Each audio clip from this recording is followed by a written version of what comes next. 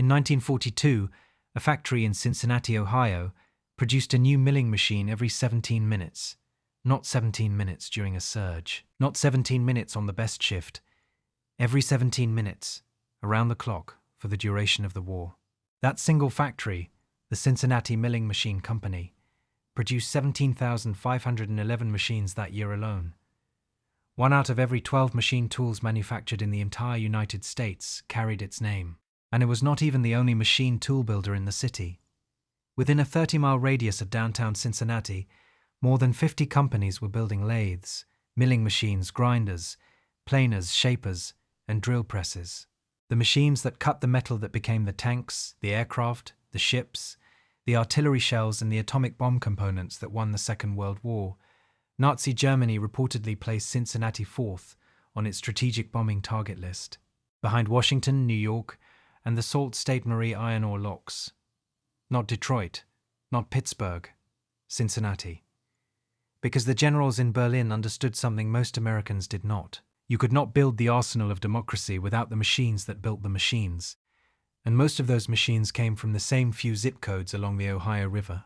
So how did a midwestern river city known for pork packing and soap become the most important concentration of precision manufacturing talent on Earth? And why did almost all of it disappear? If this is your first time watching, take a second to hit like and subscribe. We cover the companies, machines, and people who built the industrial world. The story of Cincinnati as an industrial city begins not with metal, but with meat.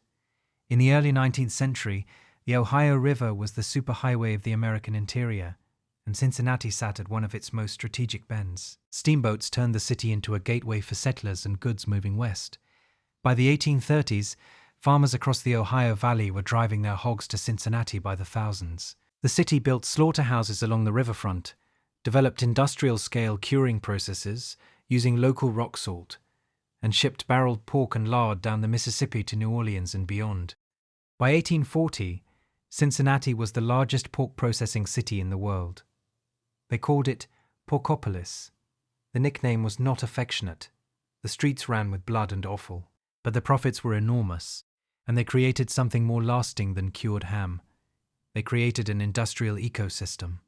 Pig fat became lard. Lard became soap and candles. Procter & Gamble was founded in Cincinnati in 1837 on the back of that supply chain. Rendering plants needed boilers, boilers needed repair, steamboats needed engines, engines needed parts, and every one of those needs required men who could cut, shape, and finish metal to specification. The city filled with foundries, machine shops, and metalworkers. German immigrants arrived in enormous numbers, bringing with them a tradition of mechanical precision and craft apprenticeship that transformed the character of the workforce. The neighborhood they built, over the Rhine, named after the river they had crossed an ocean to leave behind, became one of the densest concentrations of skilled tradesmen in the Western Hemisphere. By the 1860s, Cincinnati was no longer just processing pigs. It was building the machines that processed everything else. The first man widely credited with manufacturing machine tools in Cincinnati was an Englishman named John Steptoe. He arrived in the city in the years after the Civil War and began building lathes and planers for the local trade. His shop was modest, but it attracted talent. One of the men who worked for Steptoe was another Englishman, William Lodge, who had been born in Leeds, served his apprenticeship with the firm of Peter Fairbairn and Company, and crossed the Atlantic in the 1860s. Lodge worked for Steptoe for 8 years, absorbing everything the shop could teach him about American manufacturing methods. In 1878, he went into partnership with William Barker. By 1886, Barker sold out, and Lodge formed a new partnership with Charles Davis. That firm, Lodge and Davis, became Davis and Egan when Lodge sold his interest in 1892 to Thomas P. Egan. The company later reorganized as the American Tool Works Company. Lodge, meanwhile, established the Ohio Machine Tool Company, and within months joined forces with Murray Shipley, a Cincinnati native born in 1865 into a family with deep roots in the city's commercial establishment. Together they formed the Lodge and Shipley Machine Tool Company in 1893. Lodge and Shipley would become one of the most respected lathe builders in American history. Their machines were massive, overbuilt, and engineered for heavy industrial duty. Machinists would later refer to them, with the kind of affection reserved for things that outlast the men who built them, as large and shapely. They were not alone. In 1887, Richard Knight LeBlond founded the R.K. LeBlond Machine Tool Company to manufacture metal-cutting lathes. The same decade saw the incorporation of the Cincinnati Screw and Tap Company, a small partnership between George Mueller and Fred Holtz that would soon change the trajectory of the entire industry. The Cincinnati Screw and Tap Company was, at first, exactly what its name suggested, a shop that made screws and taps. But around 1878, when the partners needed a new milling machine for the tap-making business and could not afford to buy one, Fred Holtz did what machinists have always done. He built his own. And the machine he built was better than anything on the market. Holtz redesigned the basic milling machine from the operator's perspective.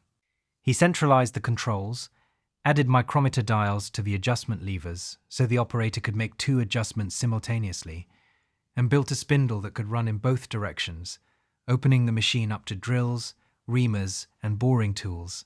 Word spread through Cincinnati's machine shops the way it always did in that era, one foreman telling another over a beer at a German tavern in Over the Rhine. And soon other shops were ordering milling machines from a company that had never intended to sell them. By 1882, Cincinnati Screw and Tap was building milling machines as a primary product line. In 1884, the company incorporated, raising capital for a larger facility near the Ohio riverfront. That same year, Holtz won a prestigious award at the Cincinnati Industrial Exposition. In 1887, a 21-year-old named Frederick A. Geyer walked into the shop on a routine business call. Geyer was the son of German immigrants. His father had business interests across Cincinnati, including investments in the emerging electrical industry. The younger Geyer had worked at a bank in Newton, Kansas, hired specifically for his ability to speak German to the local Mennonite population. He was a businessman, not an engineer. But within 3 months of visiting Cincinnati Screw and Tap, he had bought a stake in the company. In 1889, the stockholders approved the sale of the Screw and Tap business to a group of employees, and the remaining operation was reincorporated as the Cincinnati Milling Machine Company. Fred Holtz built the machines. Frederick Geyer built the organization. The division of labor defined the company for the next century. By the turn of the 20th century, Cincinnati's machine tool cluster had reached a density that no other city in the world could match. The Cincinnati Milling Machine Company, R.K. LeBlond, Lodge and Shipley, the Cincinnati Shaper Company, the Cincinnati Planer Company, Cincinnati Bickford, makers of enormous radial arm drills, the G.A. Gray Company, the American Tool Works Company, Carlton Machine Tool, Acme Machine Tool, and Turret Machinery. These were not subsidiary operations of distant conglomerates. They were independent, founder-led, often family-owned companies, concentrated within a few square miles of one another, drawing from the same pool of German-trained machinists, buying castings from the same local foundries, shipping finished machines down the same rail lines and river docks. The concentration created what economists now call agglomeration effects, but what the men on the factory floors simply understood as the way things worked. A pattern maker who lost his job at LeBlond could walk to Lodge and Shipley and be cutting metal by Monday. An engineer who invented a new headstock bearing arrangement at one company could within months see variations of the same idea appearing in the catalogues of 3 competitors. Knowledge did not stay behind locked doors. It travelled through the workforce like current through a circuit. A toolmaker who perfected a technique for hardening lathe beds at one shop carried that knowledge in his hands when he moved to the next. A foundry that learned to pour tighter-grained castings for one builder soon poured the same castings for all of them. The competition was real, but the cross-pollination was constant. The result was an entire city that got better at building machine tools faster than any single company could have on its own. The geography helped. Cincinnati's position on the Ohio River gave it direct water access to the coal and iron of Pennsylvania and West Virginia. The Miami and Erie Canal, completed in 1845, connected the city north to Dayton and Toledo. Rail lines radiated outward in every direction. Raw materials came in cheap. Finished machines went out to the factories of the Midwest, the South, and the growing automobile industry in Michigan. By 1905, the Cincinnati Milling Machine Company had outgrown its riverfront facility and purchased land in the suburb of Oakley. The new complex, with its own foundry, would eventually sprawl across a site that became synonymous with the company itself. The locals simply called it the mill. The First World War proved what Cincinnati could do under pressure. Mechanized warfare consumed metal at a rate the world had never seen. Every artillery shell, every rifle bolt, every engine cylinder required machine tools to produce, and the Allied powers were desperate for them. Cincinnati's factories shifted to wartime production with an efficiency that stunned even the military procurement officers. The mill alone saw its output multiply as orders for milling machines flooded in from Britain, France, and eventually the United States Army. Lodge and Shipley shipped heavy-duty lathes for munitions work. LeBlond built machines for shell casings. The smaller shops filled subcontracting orders that the larger companies could not handle alone. Cincinnati was not the only machine tool center in the country. Springfield, Vermont, the heart of what New Englanders called Precision Valley, had its own cluster of builders. Cleveland had a growing number of firms drawn by proximity to the automotive industry. But no single city matched Cincinnati's combination of volume, variety, and precision. When the war ended in 1918, Cincinnati's machine tool companies had established something more valuable than any single government contract. They had established a reputation. The 1920s brought the automobile. Henry Ford's assembly lines in Michigan needed machine tools by the thousands, and Cincinnati was positioned to supply them. But the mill's leadership understood that simply filling orders was not a strategy. Frederick A. Geyer had instilled a philosophy that the company would invest in research and engineering even when the order books were full, especially when the order books were full, because that was when competitors grew complacent. His son, Frederick V. Geyer, inherited that discipline. When the economy buckled in 1920 and the mill found itself with 561 unsold machines on hand, management cut salaries and reduced the workforce from over 1,000 to 250. But the younger Geyer pushed the company into grinding machines, convincing the board to acquire a controlling interest in the Cincinnati Grinder Company in 1921. It was a bet on diversification at the worst possible moment, and it paid off. The automotive industry's appetite for precision cylindrical grinding, for pistons and valve stems and bearings, was insatiable. By the mid-1920s, Cincinnati Milling was the largest machine tool builder in the United States. Then the Depression hit. The machine tool industry is by its nature the first to fall in any economic contraction and the last to recover. When manufacturers stop buying raw materials, they are already in trouble. When they stop buying machine tools, they have given up on the future. Between 1929 and 1933, orders collapsed across the industry. Factories that had been running double shifts were suddenly running empty. Across the Midwest, smaller builders went under. The ones that survived did so by cutting to the bone.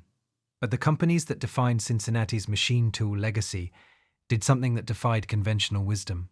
They kept their engineers working. The Cincinnati Milling Machine Company, like the Monarch Machine Tool Company, 60 miles north in Sydney, refused to dismantle the teams that had built its technological edge.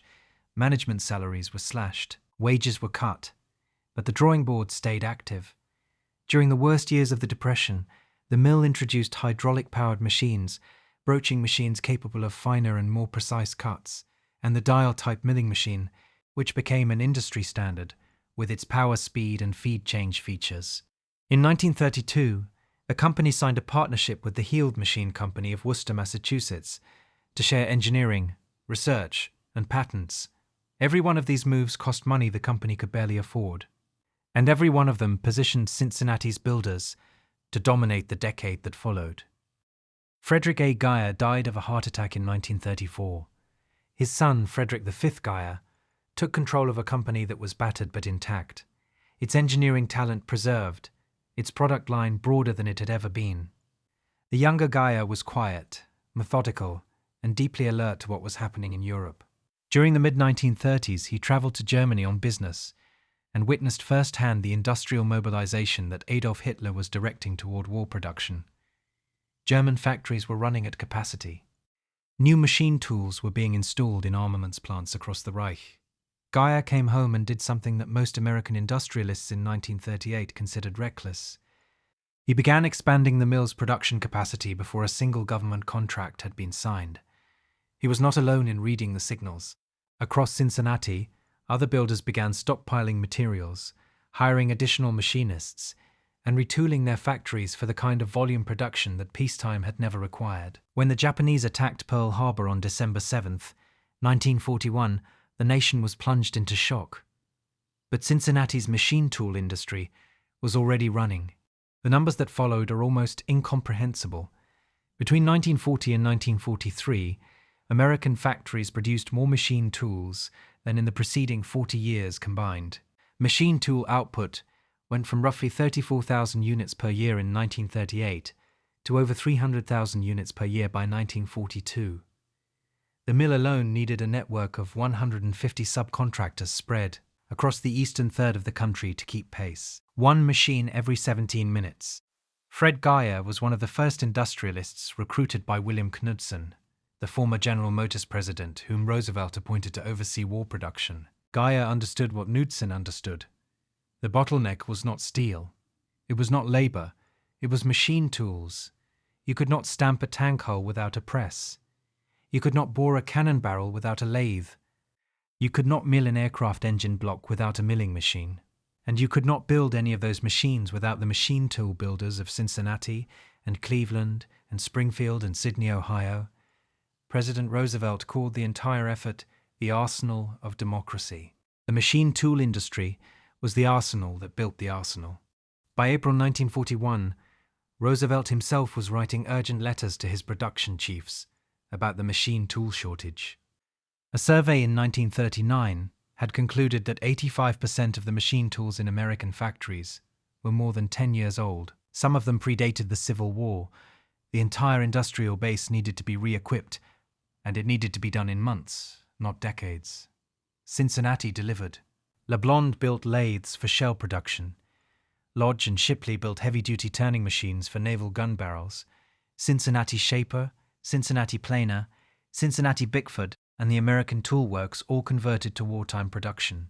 The mill expanded into product lines it had never touched, producing tractor parts, artillery fuse setters, radar components, dies for ammunition makers, and landing gear parts for B-29 bombers. Women entered the factories in numbers that would have been unthinkable 5 years earlier, running lathes, milling machines and grinders that foremen had sworn only men could operate. At the mill alone, women made up a significant portion of the wartime workforce, trained on machines they had never seen before, and producing work that met the same tolerances the men had held. They proved the foreman wrong, and they did it on every shift, in every department, in factories that had been exclusively male for half a century. In 1943, while the war still raged, Fred Geyer began meeting regularly with 4 senior executives to plan for what came after. The committee agreed on 4 goals: extend overseas manufacturing, broaden the machinery product lines, enter the industrial consumables market, and develop new technologies. In February 1946, the mill issued its first public stock offering, raising $3.8 million in new capital. The company that had been privately held since 1889 was now publicly traded, and it used the money to do exactly what Geyer's committee had outlined. Acquisitions followed. New product lines emerged. The mill began exploring the physics of metal cutting itself, and out of that research came Simcool, the company's first synthetic cutting fluid.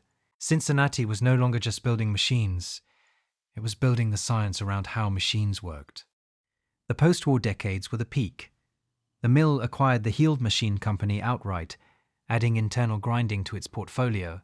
It built factories overseas, establishing operations in Britain that gave it a direct foothold in the European market. In 1955, the United States Air Force awarded the company a contract for numerically controlled machines, devices that used coded instructions on punched cards to automate the movements of a milling machine. The technology had been developed at MIT, but the mill was among the first to turn it into a commercial product.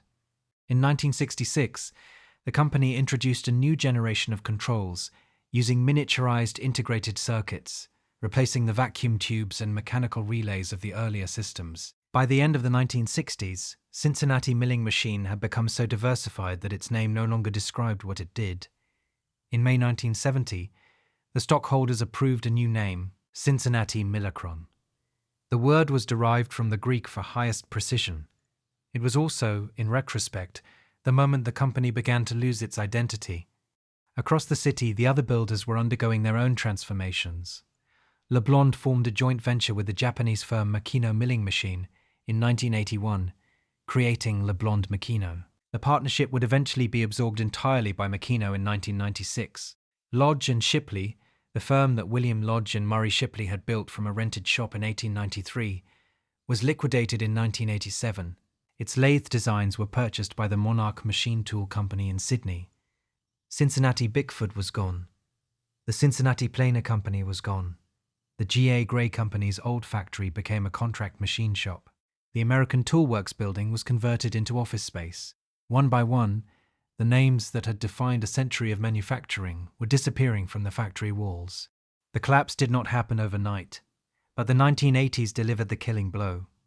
At the beginning of the decade, the United States was still the world's largest producer of machine tools, commanding roughly 20% of the global market. By the end of the decade, American production had fallen to less than half that of Japan and Germany. Machine tool sales in the United States dropped from $5 billion in 1981 to $2 billion in 1983. Employment in the industry fell by a third between 1981 and 1983 and continued to decline. By 1991, it was half of its 1981 level. More than two-thirds of American machine tool companies closed. The cause was not a mystery. Japanese builders, led by Yamazaki Mazak, Mori Seiki and Okuma, had done what Cincinnati's own companies had once done to their predecessors. They had invested relentlessly in new technology, specifically in computer numerical control, and they had integrated that technology into standardized, reliable, competitively priced machines that could be delivered from a warehouse in weeks. The collaboration between Japanese builders and Fanuc, the dominant CNC control manufacturer, produced a generation of machines that were not necessarily more precise than the best American iron. But they were good enough. They were fast to deliver, they were cheaper to buy, and they were far easier to operate. For most American manufacturers, good enough delivered fast and priced right beat magnificent on a 6-month lead time. Imports rose from 10% of the American market in 1973 to nearly 60% by the late 1990s. By 1986, 75% of numerically controlled machines sold in the United States were imports. Japan alone held 50% of the American NC market. Cincinnati Milling lobbied the federal government for protection. In 1986, the Reagan administration negotiated voluntary restraint agreements with Japan and Taiwan, capping machine tool imports for 5 years starting in January 1987. Reagan added a line that landed like a verdict. The revitalization of the domestic machine tool industry, he said, is primarily the industry's own responsibility. The Japanese responded by building factories in America. Between 1986 and 1988, Japanese companies opened 21 plants on American soil, creating 3,000 new jobs and effectively circumventing the very restrictions that were supposed to save the domestic industry. Milling tried to adapt. It invested heavily in plastics machinery, which by the 1990s had become a more profitable business than machine tools. It introduced new CNC turning centers and machining centers. But the cost structure was high, the bureaucracy had thickened, and the company's edge in innovation had eroded. In 1993, excess capacity forced plant consolidations.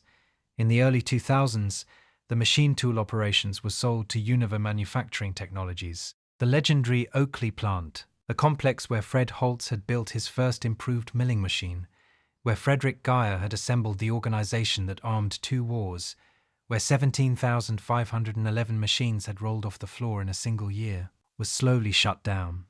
Operations moved to Michigan and across the Ohio River to a facility in Hebron, Kentucky. The former headquarters became a strip mall. LeBlond's Cincinnati lathe operations became Makino, a Japanese-owned company. Lodge and Shipley's factory in Camp Washington became the headquarters of Meyer Tool, a manufacturer of EDM equipment.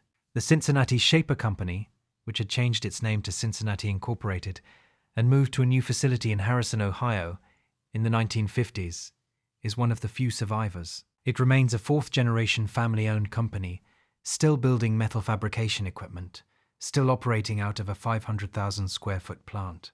It has shipped more than 60,000 machines in over 125 years of operation. When the Department of Energy needed a partner to develop the first large-scale additive manufacturing machine capable of printing a 3D car, it was Cincinnati Incorporated they called. The the name still means something. If you drive through Cincinnati today and know where to look, the bones of the machine tool capital are still visible. The old lodge and Shipley North shop, certainly predating 1910, still stands in Camp Washington. The LeBlond facility from 1909 is still in use. The Cincinnati Shaper building from the same era survives as a warehouse. The clock tower and power plant from LeBlond's 1917 factory remain standing, though the factory itself was razed and replaced by a shopping mall. The Cincinnati Milling Machine Company's second facility, the one it occupied around 1900 before moving to Oakley, still stands on Spring Grove Avenue. These are not museums. They are warehouses, contract shops, office conversions, the repurposed shells of buildings that once held the most advanced metalworking technology on the planet. The factories are quiet now, or they house different work. But the machines they built are not quiet. A Lodge and Shipley power turn lathe, built in the 1950s, is still cutting metal in a job shop somewhere in the Rust Belt. A Cincinnati milling machine from the 1940s, rebuilt twice and fitted with a digital readout, is still holding tolerance in a tool room in Indiana. A LeBlond lathe, serial number traceable to the original Cincinnati records, is still turning shafts in a maintenance shop aboard a Navy vessel. The iron lasts. It was designed to last. That was the entire point. What did not last was the ecosystem, the concentration of talent, the network of foundries and pattern shops and heat treaters, the apprenticeship pipelines that turned farm boys and immigrants into the most skilled metalworkers in the world, the institutional knowledge that lived in the hands of men who had spent 40 years on the same factory floor. None of that can be replicated by opening a warehouse full of imported CNC machines. The machines are tools. The ecosystem was a civilization. Cincinnati built that civilization over the course of a century, and it took less than 20 years to dismantle it. Fred Geyer came to Cincinnati as a 21-year-old banker's son in 1887. He saw a machinist named Fred Holtz building milling machines that were better than anything else in the city, and he understood immediately that the value was not in the screws and taps, it was in the machines that made them. He bought a stake in the company within 3 months. He spent the rest of his life building an organization around that insight, hiring engineers, investing in research during downturns, paying wages high enough to keep the best machinists loyal, and treating the factory floor as the source of the company's intelligence rather than its cost center.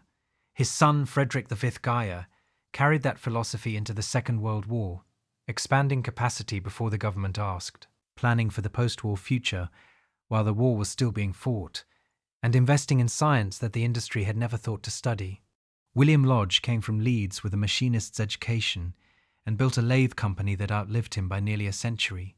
Richard Knight LeBlond founded a company in 1887 that in one form or another is still servicing its machines today. The men who built Cincinnati's machine tool industry were not celebrities. They did not appear on magazine covers or give speeches to shareholders about disruption and synergy. They built machines. They trained men.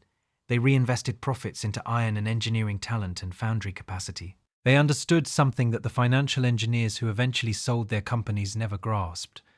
The value of a machine tool company is not on its balance sheet. It is on its factory floor, in the hands of the people who know how to hold metal to a standard. Cincinnati was the machine tool capital of the world because those men and the thousands of machinists, engineers, pattern makers, and foundry workers who labored alongside them chose to build the best machines they could rather than the cheapest machines the market would accept. When the market decided that cheapest was good enough, the capital moved to Tokyo and Stuttgart and Taipei. The buildings in Cincinnati still stand. The machines still cut metal. The knowledge is what we lost. If you watched this far, you already know whether this channel is for you. Give the video a like if you have not already, and subscribe. And if you want to see what happens when one of Cincinnati's own lathe builders makes its last stand in a small town 60 miles north, click the video on screen.